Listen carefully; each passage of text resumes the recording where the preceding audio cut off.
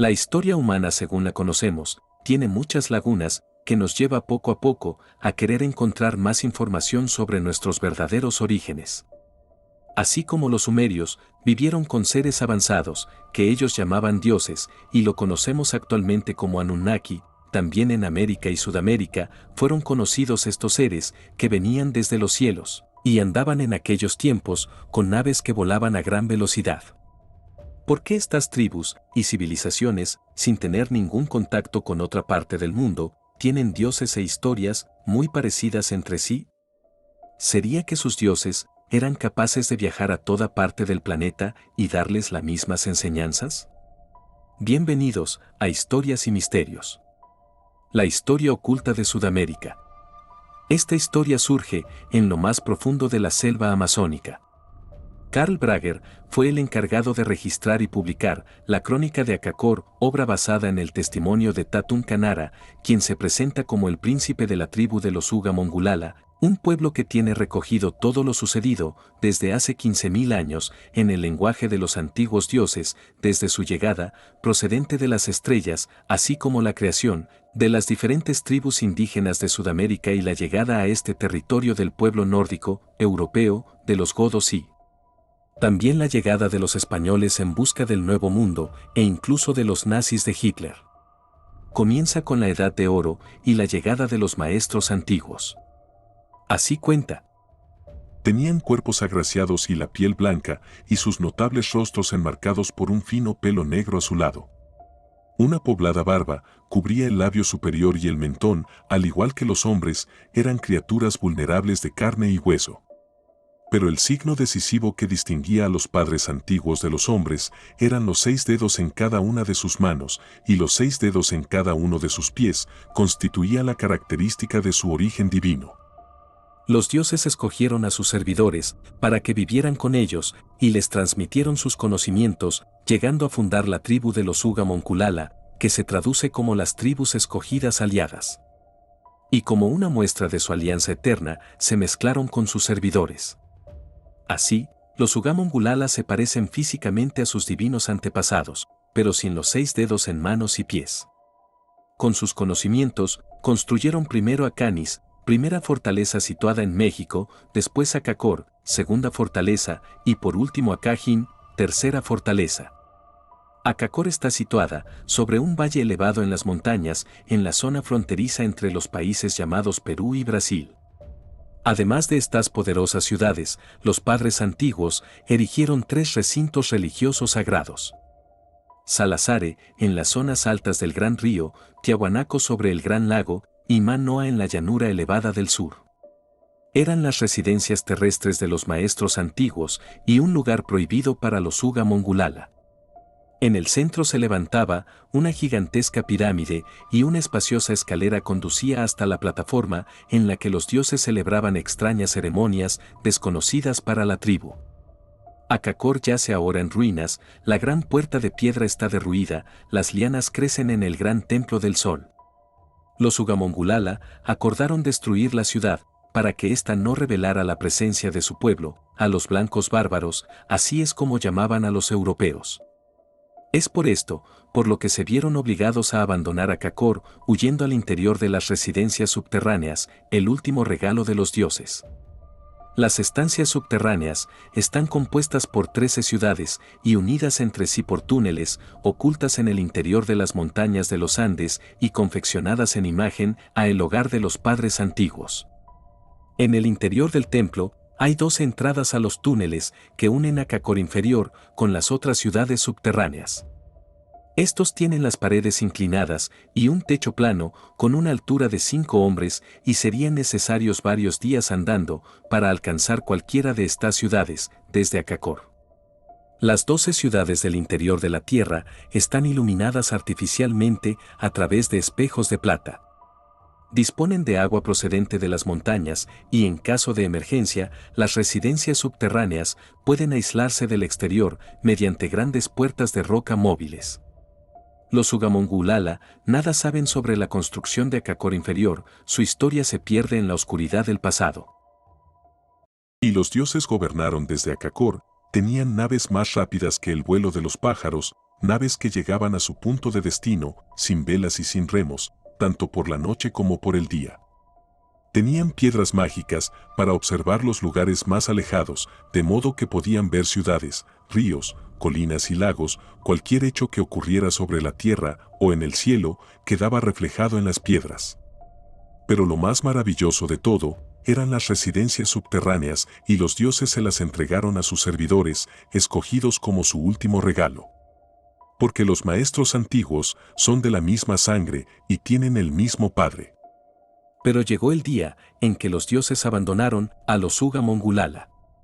En ese momento comienza el año cero de la crónica de su pueblo y también un periodo de oscuridad. En el año 13, que corresponde al 10.468 a.C. de nuestra era, sobreviene la primera gran catástrofe que afectó no solo a su pueblo, sino también a otras civilizaciones de todo el mundo. Y es recogido por muchas culturas, en algunas lo conocen como el diluvio. Lo que estaba abajo se puso arriba, y lo que estaba arriba se hundió en las profundidades. En este caso, el pueblo de los Ugamongulala se refugió en las residencias inferiores, tal y como les ordenaron los dioses antes de su partida.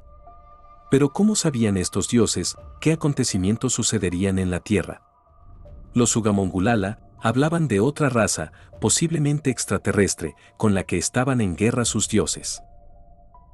Nuestros sacerdotes dicen que en el periodo anterior a la hora cero, existía otra nación de dioses que era hostil a nuestros maestros antiguos. Según las imágenes del gran templo del sol, en Akakor, las extrañas criaturas parecían hombres, tenían mucho pelo y eran de piel rojiza. Como los hombres, tenían 5 dedos en las manos y 5 en los pies. Más de sus espaldas crecían cabezas de serpientes, de tigres, de halcones y de otros animales. Según narran las crónicas de Akakor, después de esta catástrofe, la estructura geológica del terreno cambió y los lugares sagrados de Salacere, Tiahuanaco y Manoa fueron destruidos por la furia terrible de los dioses. A esta primera catástrofe le siguió otra. Castigaremos al pueblo, lo erradicaremos de la faz de la tierra, al hombre y al ganado, a los gusanos y a los pájaros del cielo, porque han rechazado nuestro legado.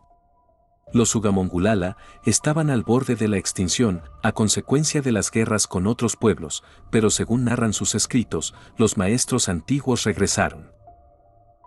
En el año 7315 y 3166 a.C., los maestros antiguos de las tribus escogidas regresaron a Akakor y asumieron el poder. Los dioses apenas permanecieron 3 meses, con los Ugamongulala, seguidamente abandonaron de nuevo la tierra. Tan solo los hermanos Lhasa y Samón no regresaron al lugar de sus padres antiguos.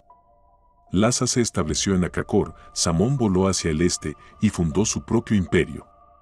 A menudo, Lhasa estaba ausente con su disco volante, visitaba a su hermano Samón, volaba al poderoso imperio del este y llevaba consigo una extraña vasija que podía atravesar el agua y las montañas. Las crónicas no recogen exactamente dónde se asentó Samón.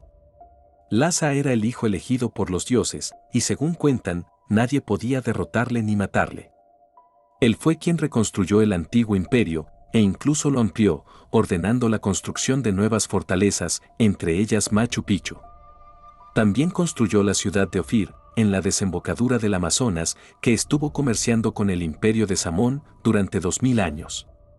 Durante los 300 años de su reinado, sentó las bases de un poderoso imperio y luego regresó con los dioses.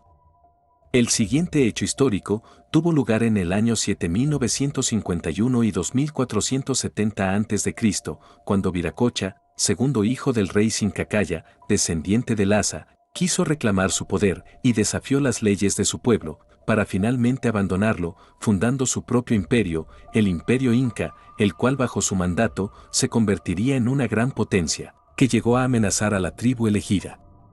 Esta traición fue predicha por los sacerdotes, que podían vislumbrar el futuro y sabían interpretar las señales y sabían que traería consecuencias desastrosas, culminando con la llegada del hombre blanco. Los incas se extendieron sometiendo a muchas tribus y aumentando su territorio en perjuicio del pueblo escogido. Pero sucede un hecho determinante, la llegada de los godos, así es como ellos se hacían llamar, que provenían del imperio de Samón, hermano de Lhasa.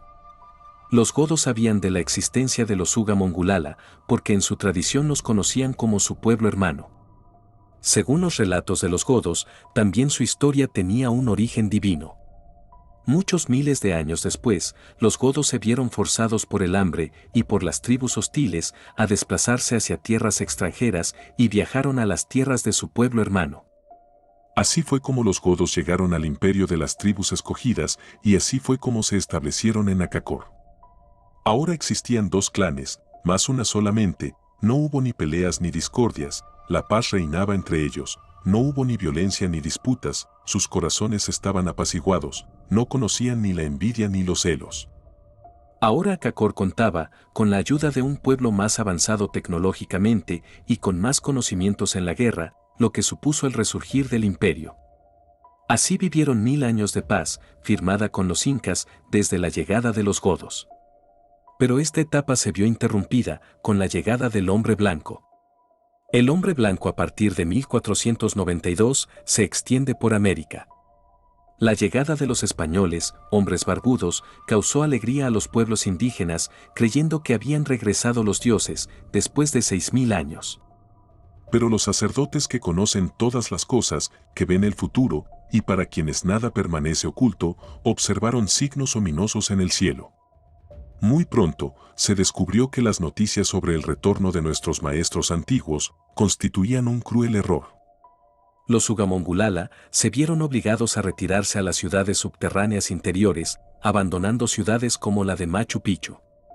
Desde la llegada de los españoles, el pueblo indígena ha visto cómo su espacio exterior fue invadido por explotadores del caucho, buscadores de oro y todo tipo de saqueadores, lo que provocó constantes enfrentamientos con los Uga Mongulala. Hacia el año 1936, tras asaltar un asentamiento blanco, tomaron como prisionera a una monja alemana que pronto se ganaría los favores de la tribu y se casaría con el rey del pueblo. Esta mujer, viendo que el pueblo iba desapareciendo poco a poco, viajó a su país en busca de aliados, regresando a Akakor con representantes de la Alemania nazi con los que firmaron una alianza, mediante la cual se les proveería de material de guerra y soldados para instruirles y así poder hacer frente a los blancos bárbaros. Los nazis no solo buscaban un aliado más que se sumara a su causa. También querían apropiarse de los conocimientos de los pueblos antiguos. Se sabe que a través de los departamentos secretos de la Alemania nazi, Hitler buscaba las entradas secretas al mundo subterráneo, además de tecnología antigua. Llegaron soldados alemanes entre 1941 y 1945, fecha en la que alcanzaron la cifra de 2000 soldados. Pero al acabar la guerra, las comunicaciones se cortaron y los alemanes quedaron atrapados en Akakor. Estos pasaron a formar parte de la tribu, ya que no les podían dejar marchar por si revelaban la existencia de la ciudad oculta. Después de la Segunda Guerra Mundial, unas 30.000 personas vivían en las ciudades subterráneas. Algunas ciudades quedaron desiertas, llenas de objetos y de material de guerra. La luz artificial todavía iluminaba las 13 ciudades de los dioses, las grandes puertas de piedra todavía pueden ser movidas, tan suavemente como hace 10.000 años. Los alemanes interpretaron que los padres antiguos habían abandonado las residencias de los dioses en una huida precipitada, pero no pudieron explicar el secreto de Akakor inferior. Su construcción es un misterio tecnológico. Porque los supuestos dioses construyeron las ciudades según sus propios planes, desconocidos para los Uga Mongulala. Solamente cuando ellos regresen, comprenderán los humanos, sus trabajos y sus actos. Y en 1968, tras la muerte del jefe Sincaye, el Consejo Supremo se reunió para elegir al nuevo príncipe y legítimo gobernador de los Uga Mongulala. Tatum Kanara, como hijo legítimo, entre Sincaya y la monja alemana, fue escoltado por el sacerdote a las regiones secretas de Akakor inferior. Yo entré en el recinto religioso secreto, envuelto en el traje dorado de Lhasa, descendí por una espaciosa escalera y me condujo al interior de una habitación. Repentinamente, una voz parecía proceder de todas partes. Me llevó a una tercera habitación, aún más profunda, en el interior. En el centro se encontraban 4 bloques de piedra transparente. Cuando, lleno de terror, pude acercarme, descubrí en ellos a 4 misteriosas criaturas, 4 muertos vivientes, 4 humanos durmientes, 3 hombres y una mujer. Yacían en un líquido que los cubría hasta el pecho. Eran como los humanos en todos los aspectos, solo que tenían 6 dedos en las manos y 6 dedos en los pies. Tras mi regreso del recinto religioso secreto, 13 días después, el sumo sacerdote me saludó como el nuevo legítimo gobernante de los Uga Mongulala. Había quedado profundamente impresionado por las misteriosas criaturas. ¿Estaban vivas o muertas? ¿Eran los dioses? ¿Quiénes las había colocado allí? Ni siquiera el sumo sacerdote conocía la respuesta. Según las señales, el final de los Uga Mongulala está cerca, si no se ha producido ya. Es por eso que Tatunkanara intentó buscar ayuda desvelando esta historia.